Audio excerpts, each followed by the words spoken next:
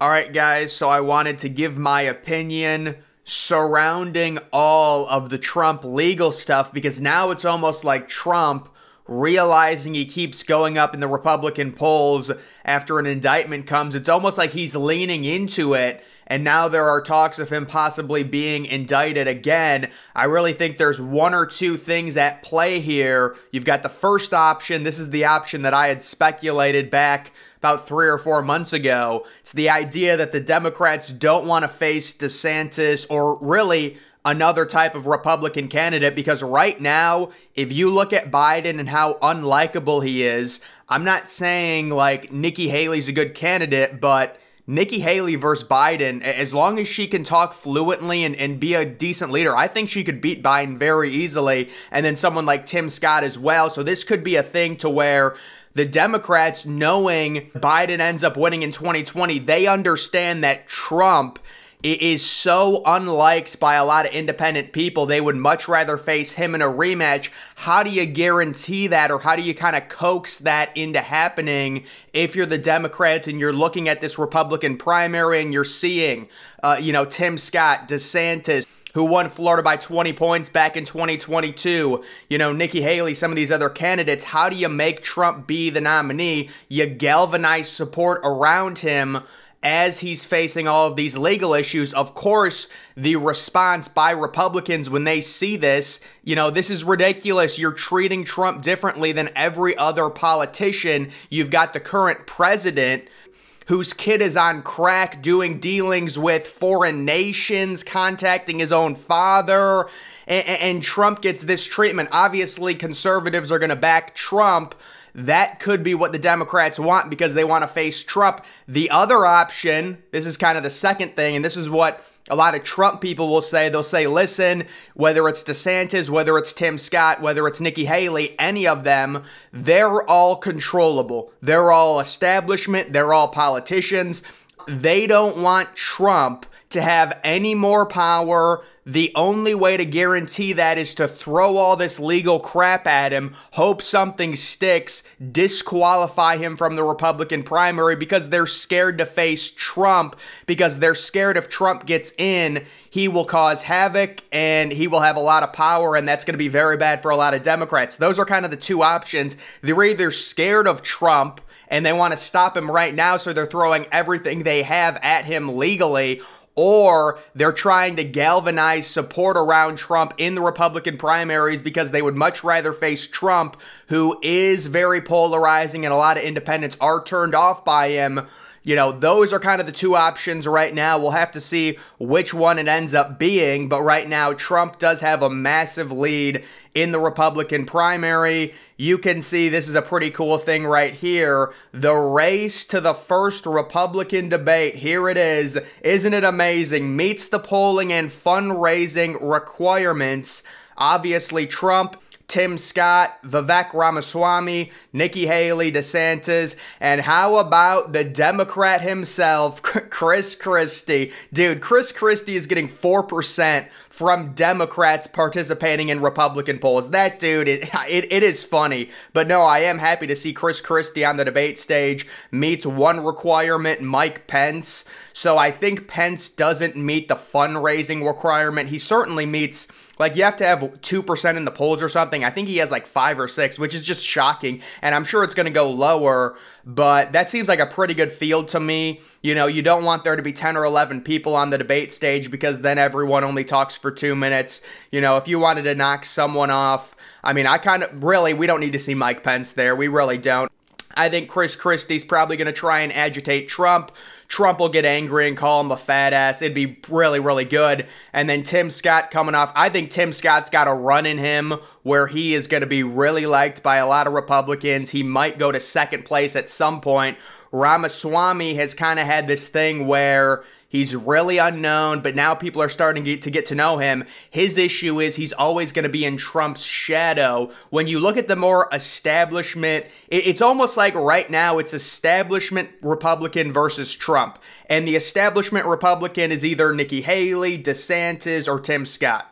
And then Trump and Ramaswamy are kind of the outsiders. But Ramaswamy, him passing Trump, it's almost impossible unless he's hoping something happens to Trump legally that disqualifies him.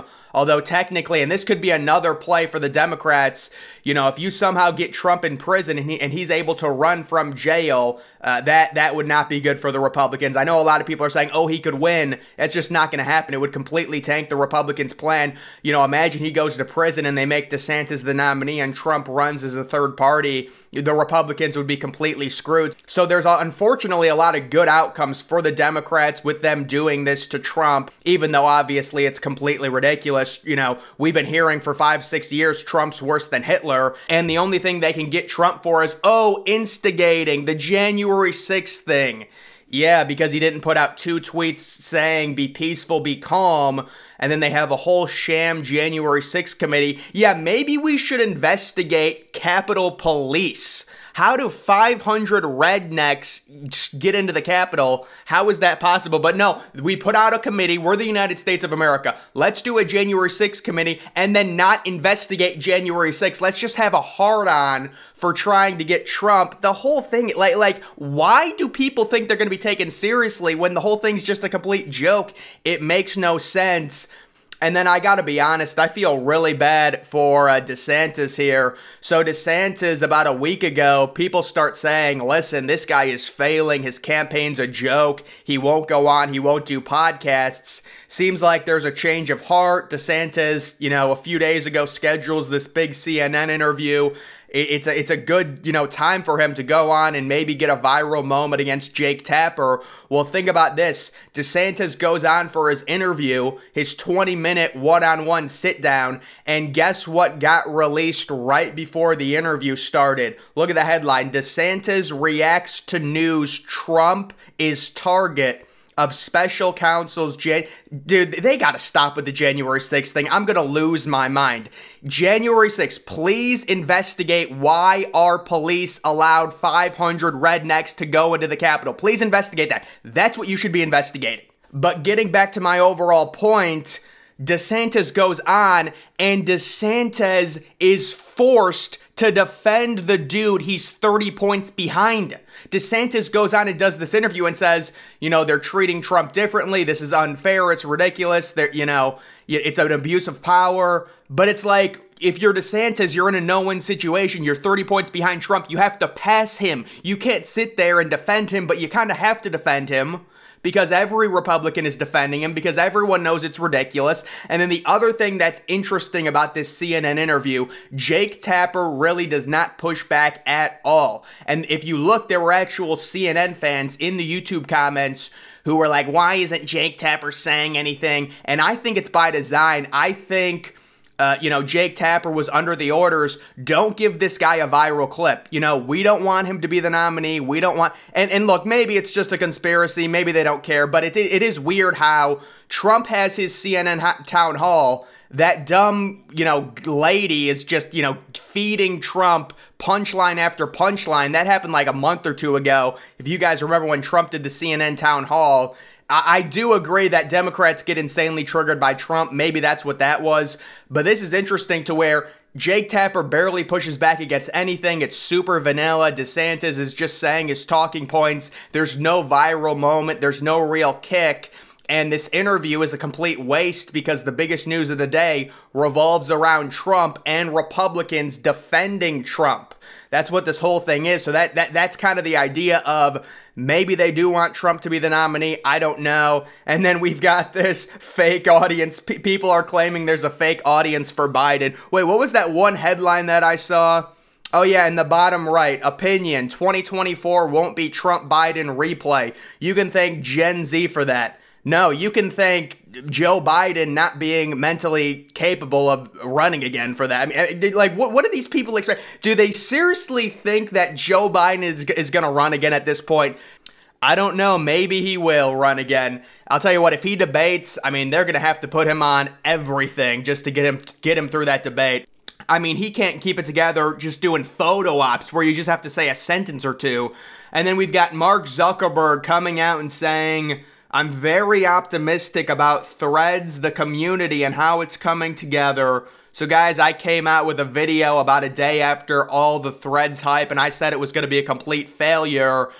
When it comes to Threads, I don't think people kept saying that Threads was like the better Twitter or it was going to compete with Twitter.